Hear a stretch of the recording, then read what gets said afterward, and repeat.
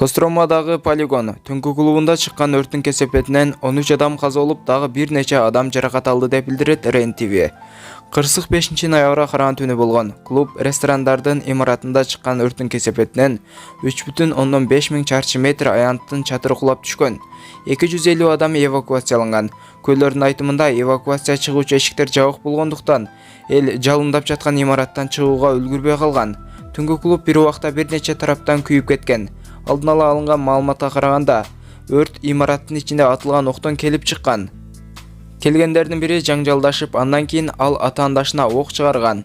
Мындан улам клубду түтүн каптап өрт чыккан. Кийинчерээк ок чыгарган жигит да кармалып, ал жасаган кылмышын мойнуна алган. Кармалган жаран 23 жаштагы Свердлов районунун тургуну Станислав Ионкин болгон. База Telegram каналынын маалыматына караганда, ал Украинада август айында жарадар болуп кайтып келген. Видеого лайк басып, жана дүйнөдөгү Кыргызстандагы жаңылыктарды билип туруу үчүн подписаться деген кнопканы басып, жандагы коңгуроочону да сөзсүз түрдө баса кетиңиздер.